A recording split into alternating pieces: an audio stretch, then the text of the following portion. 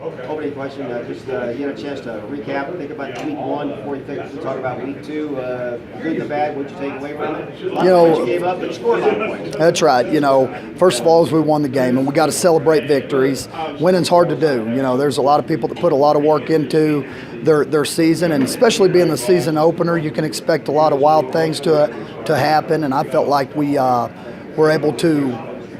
Being able to win the ball game, we were fortunate because there was opportunity to lose that game as well. And we could have laid it down and we could have quit. And we had some kids come through and make some clutch plays. Rhett Maynard right there before they went up, they could have gone up 14-3 right there and got that interception. And then going and scoring 28 points in the fourth quarter, I thought that was good. I thought we found a quarterback, and I felt good about that. And defensively wasn't great. We've got a lot of getting better to do defensively, and we will get better.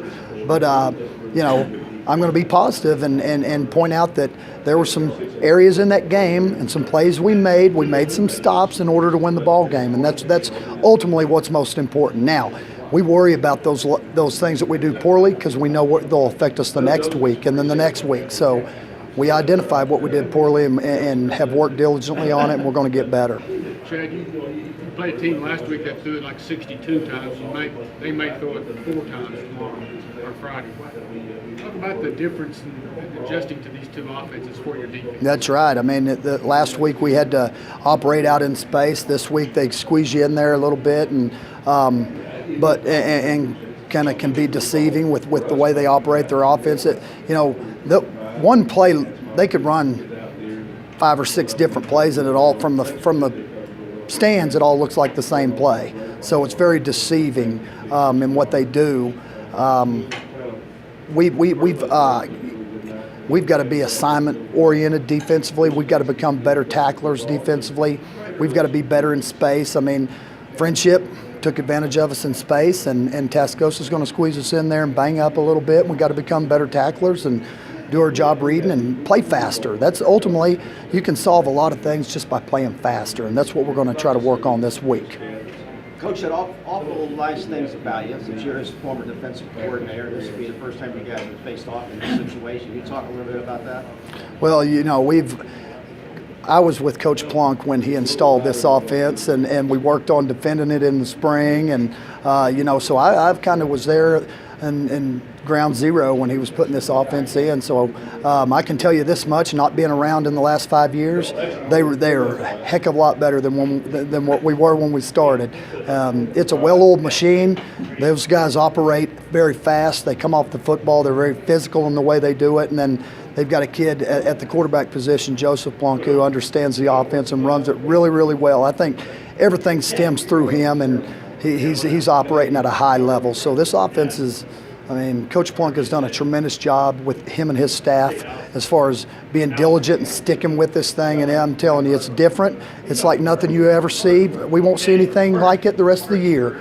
But I think, honestly, if by playing it, we can become a better defense and learn a lot about defense, and that's doing your job and doing it well, being assignment-oriented and being disciplined with your eyes.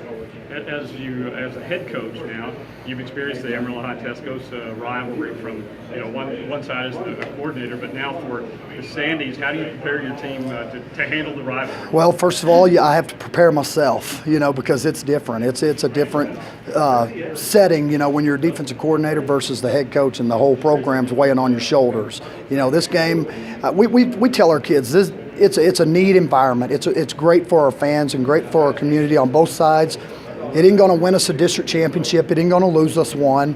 It ain't going to get us in the playoffs or keep us out of the playoffs, but it's about bragging rights for a year, which make it fun. It really does. I think it's great for our community. It promotes football, and hopefully this year we can do our part and play well and get our community excited about football and excited about football in Amarillo. Been a long time since Tascosa's won 3 in a row in this thing. Yes. Go back and look at the record. So you got that burden going too, right? No doubt. I've heard that several times as well. I've been reminded of that several times, and we understand that responsibility. They're a good football team. They're a well-coached football team, and they got a lot of speed and talent and size and strength. but we're excited about the opportunity to go play them. We're excited about our kids, and we feel confident that our kids will rise to the occasion, if not sink down to the level of their preparation, and I think we've prepared well.